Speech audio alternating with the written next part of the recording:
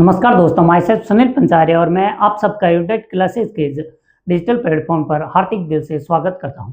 दोस्तों, हम हमारी इस मुहिम को और आगे बढ़ाते हैं। अब हमारी जो टॉपिक बचे हैं उसके अंदर व्यवस्थापिका के अंदर एंट्री होने वाली है। सो व्यवस्थापिका से पहले हमें व्यवस्थापिका के जो दो प्रकार के रूप प्रचलित हैं उनके बारे में थोड़ा बहुत जानकारी रखनी ज़्यादा जरूरी है। इसलिए मैंने यहाँ पर एक छोटा सा वीडियो बनाया है जिसके अंदर मैं कोशिश करना चाहता हूँ कि आपको ये संसदीय व्यवस्था के बारे में एक बेसिक अंडरस्टैंडिंग दे सकूं, ताकि आप समझ सको कि भारतीय जो वर्तमान में संसदीय व्यवस्था है वो किस फॉर्म में है, क्यों आई थी, हमने संसदीय व्यवस्था क्यों अपनाई, क्या हमने इसका जो ऑपोजिट टर्म है अध्यक्षात्मक व्यवस्था हमने ये क्यों नहीं अपनाया। इन तमाम बिंदुओं के बारे में एक अंडरस्टैंडिंग के लिए हम यहाँ पर आज आए हैं। जैसा कि इस टॉपिक से रिलेटेड वैसे पर्टिकुलर कोई वन लाइनर एग्जाम के अंदर तो क्वेश्चन बनने के चांसेस बहुत कम रहते हैं। हाँ, उनमें बन सकते हैं। डिस्क्रिप्टिव जो एग्जाम आते हैं या फिर जो अंडरस्टैंडिंग वाले स्टेटमेंट मिलते हैं उनके अंदर इनसे रिलेटेड कोई बिंदु मिल सकता है। सो हम फिर भी थोड़ी बहुत अंडरस्टैंडिंग डेवलप कर ही लेते हैं ताकि हमारी खुद की एक पॉलिटिकल थिंकिंग जो प्रोसेस है वो ऑन हो जाए। चलिए, तो ज़्यादा वक्त न गंवाते हुए इस मुद्दे पर आते हैं कि वैसे कोई भी प्रकार का देश है उसके अंदर सामान्यतः वर्तमान में जितने भी लोकतंत्र है वहां पर या तो संसदीय प्रकार की व्यवस्था प्रचलित है या फिर अध्यक्षात्मक। जैसा हमने पहले संघीय व्यवस्था में पढ़ा था कि या तो कोई देश संघात्मक व्यवस्था का पालन करता है या फिर वो एकात्मक होता है, वैसे ही या तो वो देश संसदीय व्यवस्था का पालन करता है या फिर वो देश अध्यक्षात्मक शासन व्यवस्था का पालन करता है। क्या फर्क है दोनों के अंदर? ये जो दोनों शब्द हैं एक दूसरे के ऑपोजिट चलते हैं। जो संसदीय व्यवस्था के गुण हैं वो अध्यक्षात्मक व्यवस्था के दोष हैं और जो अध्यक्षात्मक व्यवस्था के गुण हैं वो संसदीय व्यवस्था के दोष हैं। तो इनको दोनों को एक साथ ही पढ़ना होता है और एक को पढ़ने का मतलब है कि इसका जो ऑपोजिट चल रहा है वो सब कुछ क्या है, दूसरे के गुण है। क्योंकि हमारे यहाँ अध्यक्षात्मक संसदीय व्यवस्था अपनाई गई है इसलिए मैंने अध्यक्षात्मक केवल टर्म लिखकर छोड़ा है और बाकी इसके सामने मैं बोल दूंगा कि यहाँ पर ऐसी चीज है तो वहां पर कौन सी चीज होगी। पहली चीज समझ में आई कि संसदीय व्यवस्था और अध्यक्षात्मक व्यवस्था दो प्रकार की शासन व्यवस्था के प्रचलित टर्म है। उनमें से किसी देश के अंदर संसदीय व्यवस्था अपनाई गई है तो दूसरे देश के अंदर अध्यक्षात्मक शासन व्यवस्था प्रचलित है। तो भारत जो देश है उसके अंदर संसदीय व्यवस्था अपनाई गई है। इसका क्या मतलब होता है कि भारत के अंदर जो शासन करने का जो कार्य करती है वो एक कार्यपालिका करती है। उस कार्यपालिका को जो निर्देशन करने वाली संस्थान होती है वो संसद होती है। यानी कि कार्यपालिका जो शासन चला रही है वो किसके निर्देशन में चलाती है? संसद के निर्देशन में चलाती है। तो अब हम देखते हैं, ये तो होती है संसदीय व्यवस्था और दूसरी अध्यक्षात्मक व्यवस्था में क्या होता है। अध्यक्षात्मक व्यवस्था में जो राष्ट्रपति होते हैं उन्हीं के ही निर्देशन में शासन चलता है और राष्ट्रपति इस संसद से बहुत दूर होते हैं, अलग से अपनी एक कार्यपालिका बनाकर चलाते रहते हैं। तो इन दोनों में सामान्य डिफरेंस इस चीज का होता है। यहाँ पर कार्यपालिका संसद के निर्देशन में काम करती है इसलिए उसे क्या नाम देते हैं? संसदीय व्यवस्था नाम देते हैं। और अध्यक्षात्मक व्यवस्था में राष्ट्रपति उस कार्यपालिका का अध्यक्ष बन जाते हैं और वही उन्हीं के निर्देशन के अंदर ये कार्य चलते रहते हैं। और भारत के अंदर संसदीय व्यवस्था अपनाई गई है, इसके लिए दोनों स्तर पर भारत में राज्य स्तर की जो सरकारें होती हैं वहां भी संसदीय व्यवस्था है और भारत के अंदर जो संसद के स्तर पर यानी केंद्रीय स्तर की जो सरकार है उसके लिए भी संसदीय व्यवस्था ही अपनाई गई है। इनके लिए अनुच्छेद जो हमारी लोकसभा के लिए जो संसद में जो अनुच्छेद लिखे गए हैं वो है अनुच्छेद नंबर 74 और अनुच्छेद नंबर 75। तो अनुच्छेद 74 और जो 75 हैं वो इस बात का उल्लेख करते हैं कि भारत के अंदर कौन सी व्यवस्था अपनाई गई है? संसदीय व्यवस्था अपनाई गई है। जबकि संघीय व्यवस्था में हमने देखा था कि अनुच्छेद 1 में यूनियन लिखने की वजह से संघात्मक व्यवस्था के बारे में कई प्रकार की चुनौतियां उत्पन्न हुई थी और फिर हमें स्पष्ट प्रमाण देने पड़े थे कि किस प्रमाण के आधार पर हम उसे संघात्मक मानते हैं। लेकिन संसदीय व्यवस्था के लिए अनुच्छेद 74 और 75, वैसे ही राज्यों के अंदर 165 और 164 और 165 167 ये जो अनुच्छेद हैं वो बताते हैं कि राज्यों के अंदर भी सेम ही व्यवस्था उठाकर रखी गई है। जैसे संसदीय व्यवस्था केंद्र पर कार्यपालिका संसद के निर्देशन में काम करती है, उसके अंडर में काम करती है, वैसे ही राज्य स्तर पर विधानसभाओं के अंडर में काम करती है उनकी सरकारें। ये संसदीय व्यवस्था का प्रमाण हो गया, इसलिए अब हम श्योर हैं कि भारत के अंदर कौन सी व्यवस्था है, संसदीय व्यवस्था है। ज्यादा प्रमाण देने की जरूरत नहीं है, अनुच्छेद 74 और 75 सफिशिएंट है। अब आगे देखते हैं संसदीय व्यवस्था की क्या विशेषताएं होती है। संसदीय व्यवस्था जैसे हमारे यहाँ संसद की मतलब संसदीय व्यवस्था अपना रखी है, तो भारत की जो वर्तमान सरकार है उसको इमेजिन करके इन तमाम बिंदुओं को हम बता सकते हैं, एक्सप्लेन कर सकते हैं। कैसे, वो देखो। संसदीय व्यवस्था की कई चीजें हैं जो विशेष बनाती है उसको। कौन कौन सी? पहली, भारत के अंदर भी एक नामित कार्यपालिका होती है, एक वास्तविक कार्यपालिका होती है। नामित कार्यपालिका यानी कि जो राज्य का प्रमुख है वो है भारत के राष्ट्रपति, भारत के प्रथम नागरिक जिन्हें राष्ट्रपति कहा जाता है। और राष्ट्रपति भारत की जो सरकार है उसके नामित प्रमुख होते हैं, यानी कि तमाम संख्या, वास्तविक शक्ति किसके हाथ में होती है? वास्तविक शक्ति प्रधानमंत्री और उनके नेतृत्व में चलने वाली मंत्रिमंडल के हाथ में होती है। तो भारत के अंदर दो प्रकार की कार्यपालिका है, एक को नामित बोलते हैं, दूसरी को वास्तविक बोलते हैं। वास्तविक पीएम के अधीन वाली, और नामित होते हैं राष्ट्रपति, प्रेसिडेंट। राष्ट्रपति नामित प्रमुख होते हैं, जब राज्य के प्रमुख तो सैद्धांतिक प्रमुख तो यही होते हैं, लेकिन वास्तव में जिस शक्ति का जो पालन करते हैं वो कौन है? प्रधानमंत्री। हम भी जानते हैं वर्तमान में जो शक्ति हम खुद इमेजिन भी कर सकते हैं कि वर्तमान में जो पावर मोदी जी के हाथ में है, क्या वो हमारे राष्ट्रपति के हाथ में है? जी नहीं। तो वैसे ही है कि वास्तव में सरकार किसकी है? मोदी जी की है, यानी कि प्रधानमंत्री की है। जबकि नाम मात्र यानी सैद्धांतिक तौर पर देखा जाए तो वर्तमान सरकार किसकी चल रही है? राष्ट्रपति की। यानी कार्यपालिका के दो रूप हैं। जी हाँ, हमारे यहाँ भी वैसे ही दो रूप हैं। दूसरा, जिस दल को बहुमत प्राप्त होता है उसी का शासन होता है। वर्तमान में बहुमत में कौन है? बीजेपी है, तो बीजेपी की वर्तमान में सरकार चल रही है। 2014 से पहले कांग्रेस बहुमत में थी तो कांग्रेस की सरकार हुआ करती थी। वर्तमान में बीजेपी बहुमत में है तो बीजेपी की सरकार चल रही है। इसका मतलब शासन संसदीय व्यवस्था की दूसरी विशेषता क्या है कि यहाँ पर बहुमत जिसको होगा सरकार उसी की होगी। जिस दिन बहुमत खत्म उस दिन उसकी सरकार हट जाएगी अपने आप ही। तीसरा, यहाँ पर सामूहिक उत्तरदायित्व की बात होती है। सामूहिक उत्तरदायित्व का क्या मतलब हुआ कि अगर प्रधानमंत्री के खिलाफ में मान लो अविश्वास प्रस्ताव आता है, प्रधानमंत्री को अपना पद छोड़ना पड़ता है, तो पूरी की पूरी सरकार खत्म हो जाती है। अगर कोई एक मंत्री बिल लाता है और वो बिल अगर पास नहीं होता है तो भी सरकार को फिर विश्वास बहुमत साबित करना पड़ेगा, क्योंकि वहां पर सबके दायरे में आ जाती है कि मंत्री का लाया हुआ बिल नहीं पास हुआ, इसका मतलब सरकार खतरे में है। नेक्स्ट चीज, सामूहिक उत्तरदायित्व का मतलब होता है कि पूरी की पूरी जो संसद है यानी कि कार्यपालिका है वो संसद के प्रति जवाबदेह होती है। यानी कि कार्यपालिका कुछ भी काम करती है तो संसद उसके अंदर प्रश्नकाल के अंदर प्रश्न पूछ सकती है। संसद उसमें विश्वास प्रस्ताव और अविश्वास प्रस्ताव लाकर सरकार को हटा भी सकती है। तो ये चीजें क्या बताती है कि जो हमारी कार्यपालिका है सामूहिक रूप से विशेषतः लोकसभा के प्रति जवाबदेह होती है, और लोकसभा के साथ में हम मान सकते हैं कि संसद के प्रति क्या है? जवाबदेह होती है। और नेक्स्ट, भारतीय जो संसदीय व्यवस्था है इसके अंदर राजनीतिक रूप से एक रूपता होती है। क्यों होती है? क्योंकि पूरी की पूरी कार्यपालिका किसकी होती है? जिस बहुमत प्राप्त दल की सरकार होती है। यानी कि वर्तमान में बीजेपी की सरकार है तो जितने भी मंत्री हैं वो सभी मंत्री बीजेपी के कोई ना कोई जो कर्मिक होते हैं, यानी कि जो उनके सदस्य होते हैं, बीजेपी के सदस्य हैं, उन्हीं में से ही जो आगे चुनाव जीतकर आगे आ जाते हैं वो सदस्य फिर क्या बन जाते हैं? सरकार के मंत्री बन जाते हैं। और ये सभी मंत्री एक ही दल के होने की वजह से इसके अंदर क्या मिलती है? हमें राजनीतिक एकरूपता देखने को मिलती है। आगे देखते हैं दोहरी सदस्यता। दोहरी सदस्यता का मतलब है कि हमारे यहाँ जो संसदीय व्यवस्था अपना रखी है उसके अंदर किस फॉर्म में अपना रखी है? ये है हमारी संसद, और इस संसद के अंदर एक हिस्सा है इसका, उसको हम बोलते हैं कार्यपालिका यानी मंत्रिपरिषद।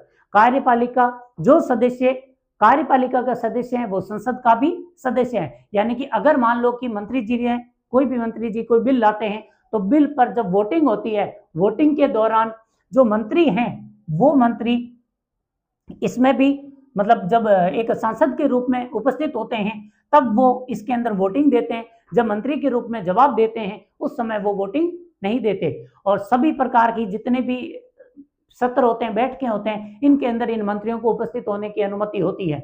और भी कई प्रकार के विशेष अधिकार इन मंत्रियों को मिलते हैं। क्यों मिलते हैं? क्योंकि जो कार्यपालिका का सदस्य है वो विधानसभा का विधायिका का यानी कि संसद का सदस्य होता है, इसलिए इनके पास लोकसभा की या राज्यसभा की भी सदस्यता होती है और इनके पास सरकार की भी सदस्यता होती है, यानी मंत्री भी यही होते हैं। दोहरी सदस्यता का मतलब ये हुआ विधायिका और कार्यपालिका का सदस्य एक ही व्यक्ति बन जाता है। और निम्न सदन का विघटन हो सकता है, यानी कि हमारे यहाँ निम्न सदन कौन सा है? लोकसभा। लोकसभा वैसे निम्न कैटेगरी का नहीं है, निम्न सदन इसलिए बोला गया है क्योंकि उच्च सदन वो है जो स्थायी है और स्थायी सदन हमारे यहाँ राज्यसभा है, इसलिए निम्न सदन का क्या हो सकता है? विघटन हो सकता है। इसका साफ मतलब होता है कि अगर लोकसभा को कार्यकाल से पहले भी ये जो मंत्रिपरिषद है, मंत्रिपरिषद की सलाह पर राष्ट्रपति लोकसभा को भंग कर सकते हैं और नई लोकसभा के लिए चुनाव की घोषणा भी करवा सकते हैं। तो इसका मतलब क्या है? लोकसभा कभी भी भंग हो सकती है, जबकि वो यानी कि राज्यसभा कभी भी भंग नहीं होगी। और फिर जितने भी मंत्री होते हैं वो सभी गोपनीयता की शपथ लेते हैं। गोपनीयता की शपथ का मतलब है कोई भी मंत्री बाहर आकर अपनी मंत्रिपरिषद की बैठक का तब तक ऐलान नहीं कर सकते जब तक मंत्रिपरिषद सामूहिक रूप से निर्णय नहीं ले लेती है। सभी मंत्री गोपनीयता की शपथ लेते हैं और जब भी कोई मंत्रिमंडल के निर्णय की घोषणा करनी होती है तब इसका अधिकार मंत्री यानी कि प्रधानमंत्री जी को होता है। हमें वो काली रात याद होगी जब रात के 8 बजे प्रधानमंत्री जी ने आकर बोला था 2016 को कि 500 और 2000 के नोट बंद कर दिए जाते हैं। तो ये घोषणा जैसे मोदी जी ने की थी वैसे ही इस सभी मंत्री गोपनीयता की शपथ लेते हैं और इस मंत्रिपरिषद के जो निर्णय होते हैं इसको बाहर जनता में लाने का अधिकार किसको होता है? प्रधानमंत्री को होता है। वो 500 और 2000 वाले नोट की बात है। किसी अन्य मंत्री ने क्या ऐसा बोला था कि 500 और 2000 के नोट बंद होने वाले? जी नहीं, ये केवल किसने बोला था? प्रधानमंत्री ने बोला था। न ही ये बात राष्ट्रपति बोल सकते थे और ना ही कोई अन्य मंत्री। तो ये प्रधानमंत्री का विशेष अधिकार होता है। तो जो संसदीय व्यवस्था होती है उसकी ये कुछ विशेषताएं हैं। नामित और वास्तविक कार्यपालिका, बहुमत दल का शासन और सामूहिक उत्तरदायित्व होता है, राजनीतिक एकरूपता होती है, दोहरी सदस्यता होती है, लोकसभा का विघटन हो सकता है और गोपनीयता का पालन भी किया जाता है। ये तमाम चीजें संसदीय व्यवस्था को कुछ विशेष बनाते हैं। अब इसके गुण क्या है? जो अध्यक्षात्मक व्यवस्था के अंदर ऐसा नहीं होता। अध्यक्षात्मक व्यवस्था में क्या होता है? वास्तविक और नामित तो दोनों कार्यपालिका कौन होती, मतलब जो वास्तविक और नामित कार्यपालिका वो राष्ट्रपति की कार्यपालिका ही होती है, यानी कि सैद्धांतिक रूप से। और सरकार का भी प्रमुख कौन होता है? यहाँ पर राष्ट्रपति होता है। हमारे यहाँ राष्ट्रपति और प्रधानमंत्री अलग अलग होते हैं। बहुमत दल की सरकार तो यहाँ भी बहुमत दल की ही सरकार आती है। और सामूहिक उत्तरदायित्व है, ये व्यवस्था उत्तरदायित्व से दूर है। यहाँ पर फोकस किस पर किया जाता है? स्थायी रूप पर फोकस किया जाता है, उत्तरदायित्व का नहीं। क्योंकि यहाँ के जो सदस्य होते हैं, जैसे कि मान लो कि वर्तमान में ट्रंप जी की सरकार चल रही है, तो ट्रंप जी की सरकार के अंदर जो मंत्री हैं जरूरी नहीं है कि वो किसी चुनाव को जीत कर आए हैं। ट्रंप साहब को अगर कोई भी व्यक्ति ऐसा लगता है कि वो काफी विशेषज्ञ रूप से हैं, तो वो उस विशेषज्ञ, मान लो कि किसी ऐसे व्यक्ति जिसने डॉक्टरेट कर रखी है, यानी कि खुद डॉक्टर है, अब उसकी रिटायरमेंट की टाइमिंग आ चुकी है, तो ट्रंप साहब चाहे तो उस व्यक्ति को उठाकर अपने स्वास्थ्य विभाग, स्वास्थ्य मंत्रालय का मंत्री बना सकते हैं बिना चुनाव लड़े। ये चीजें, क्योंकि वो यहाँ पर उत्तरदायित्व की कोई बात ही नहीं है, चुनाव की कोई बात नहीं होती है, इसलिए यहाँ पर क्या होता है? स्थायित्व पर बल दिया जाता है, न कि उत्तरदायित्व पर। देखते हैं कि संसदीय व्यवस्था के गुण कौन से हैं और दोष कौन से हैं। जो इसके गुण हैं वो अध्यक्षात्मक व्यवस्था की दोष हैं और जो इसके दोष हैं वो इसके गुण हैं। देखते हैं किस तरीके से। पहला, विधायिका और कार्यपालिका में सामंजस्य होता है। जी हाँ, होता है। हम पहले ही बात कर चुके हैं कि विधायिका का एक हिस्सा होती है कौन? कार्यपालिका। तो इन दोनों में कोऑर्डिनेशन तो बहुत अच्छा होता है, तो ये इसका गुण है। अब वापस अध्यक्षात्मक में दे सकते हैं कि कार्यपालिका है वो तो जो राष्ट्रपति हैं वो खुद अपनी मर्जी के व्यक्तियों को बनाते हैं, तो क्या उन दोनों में सामंजस्य होगा? जी नहीं, दोनों अलग अलग होते हैं। तो हमारा ये संसदीय व्यवस्था का गुण है, इसका ये क्या है? दोष है कि वहां पर सामंजस्य नहीं है। नेक्स्ट, यहाँ संसदीय व्यवस्था का मतलब ही अगर पूछा जाए तो आपको जवाब देना है उत्तरदायी सरकार। यानी कि कई बार वन वर्ड में पूछता है, ऐसा तो यूपीएससी में भी कई बार क्वेश्चन बन चुका है कि संसदीय सरकार का अर्थ क्या होता है, तो सामने जवाब लिखना होता है हमें कि उत्तरदायी सरकार। इसका मतलब होता है कि संसदीय व्यवस्था उत्तरदायित्व पर बल देती है, जबकि अध्यक्षात्मक व्यवस्था किस पर बल देती है? स्थायित्व पर बल देती है। तो यहाँ पर उत्तरदायी सरकार पर ज्यादा फोकस किया जाता है। और हम जानते हैं कि उत्तरदायित्व की पहली बार बात कब होती है? 1919 के अधिनियम में, जब राज्यों के अंदर उत्तरदायी सरकार की व्यवस्था की गई थी। तो वो उत्तरदायी का मतलब क्या था कि यहाँ पर मंत्री जो भी काम करेंगे उनको जवाब देना पड़ेगा संसद के अंदर। तो क्योंकि मंत्री सभी संसद के ही सदस्य होते हैं तो उनको संसद के अंदर जवाब देना पड़ता है। मोस्टली ये सब किसके प्रति जवाबदेह होते हैं, उत्तरदायी होते हैं लोकसभा के प्रति। नेक्स्ट, क्या भारत के अंदर निरंकुशता की कोई संभावना है? जी नहीं, क्योंकि मंत्रिपरिषद या मंत्रिमंडल अगर कहीं पर भी निरंकुशता दिखाती है तो संसद उनके खिलाफ में अविश्वास प्रस्ताव लाकर पूरी की पूरी मंत्रिमंडल को क्या कर सकते हैं, विघटित कर सकते हैं, समाप्त कर सकते हैं। तो यहाँ पर सामूहिक रूप से मंत्रिपरिषद क्या होती है, लोकसभा के प्रति जवाबदेह होती है। अगर वो कुछ भी निरंकुशता करते हैं तो उन्हें हटाया जा सकता है, लेकिन अध्यक्षात्मक व्यवस्था में क्योंकि उत्तरदायी नहीं होते तो ये निरंकुश भी हो सकते हैं।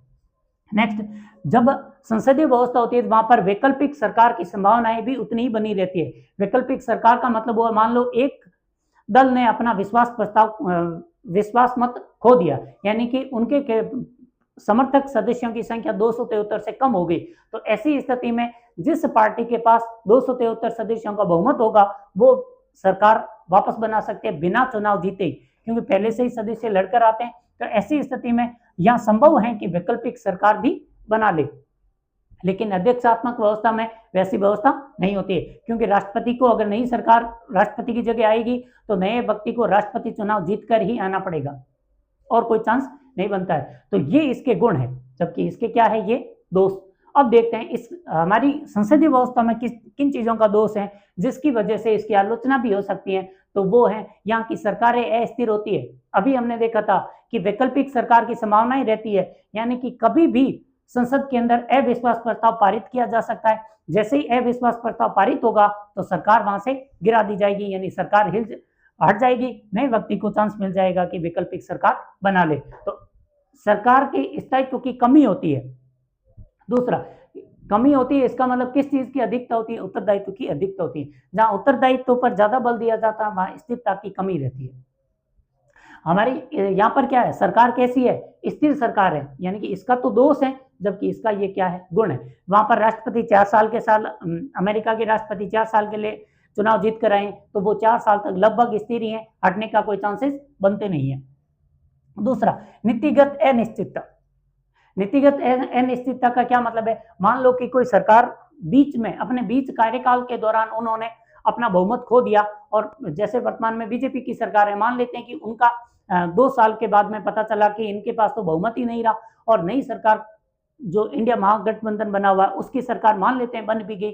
तो जैसे ही नई सरकार बनेगी तो हमारे यहाँ सबसे पहले क्या होता है, नीति का नाम बदल दिया जाता है।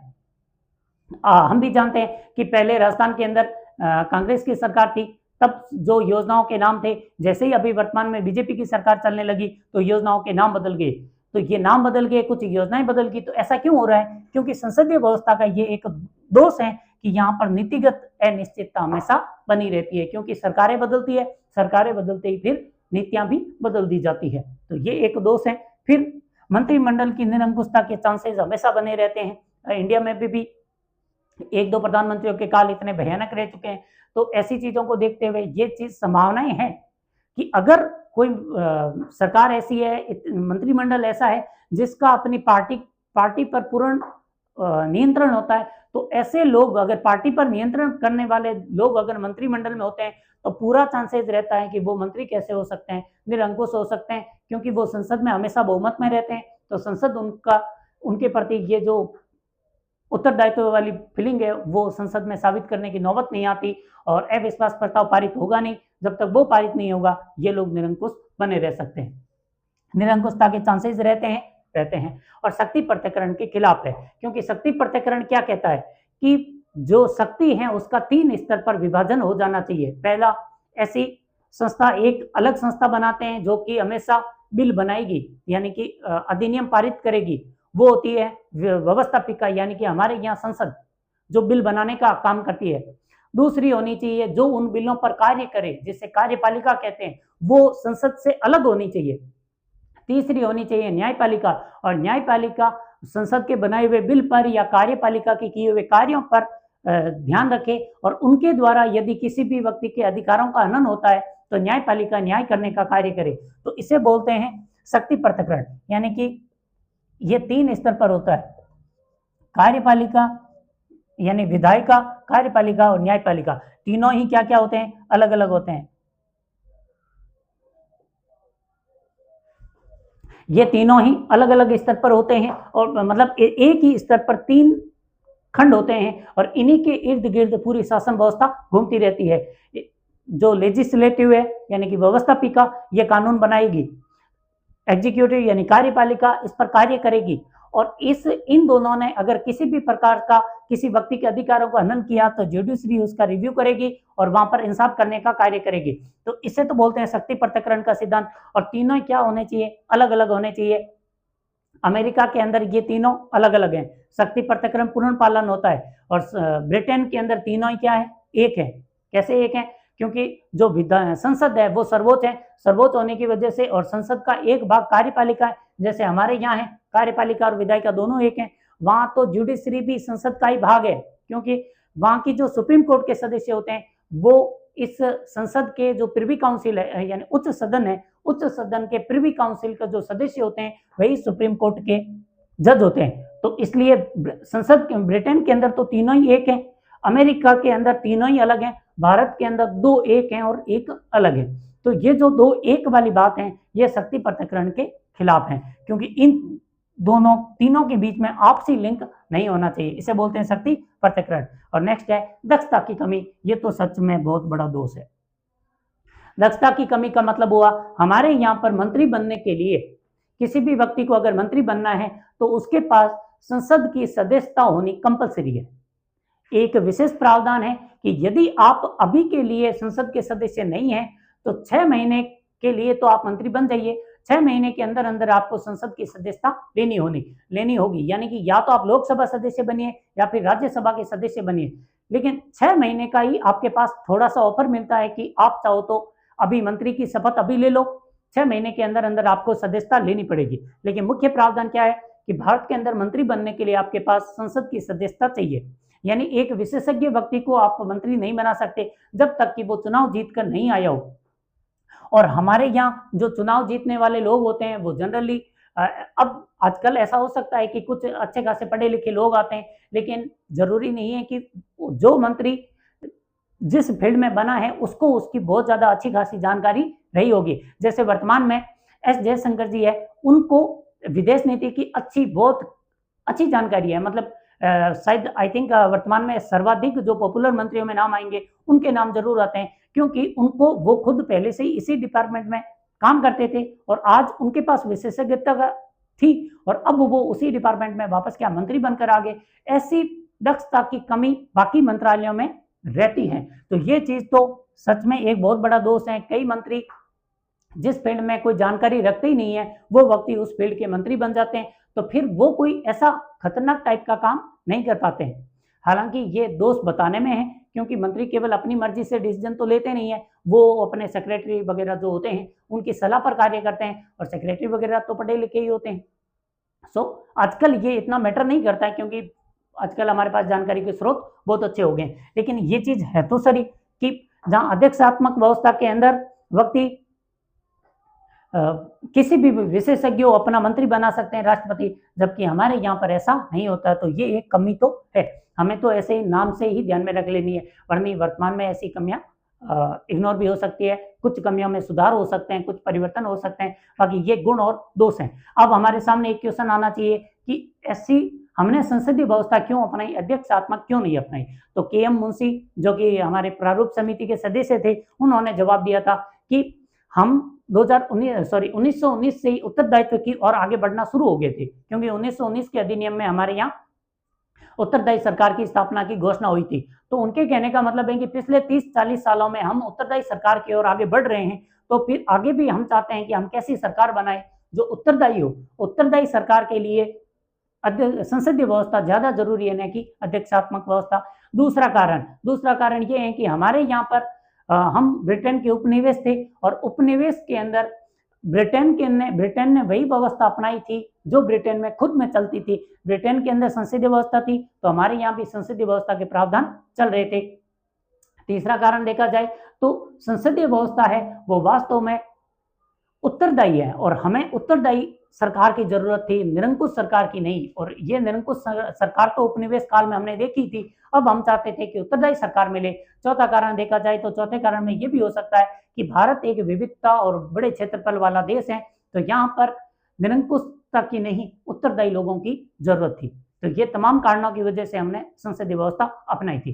तो अब हमारा नेक्स्ट टॉपिक स्टार्ट होगा व्यवस्थापिका, जिसके बारे में चर्चा करेंगे नेक्स्ट वीडियो में। मिलते हैं, धन्यवाद।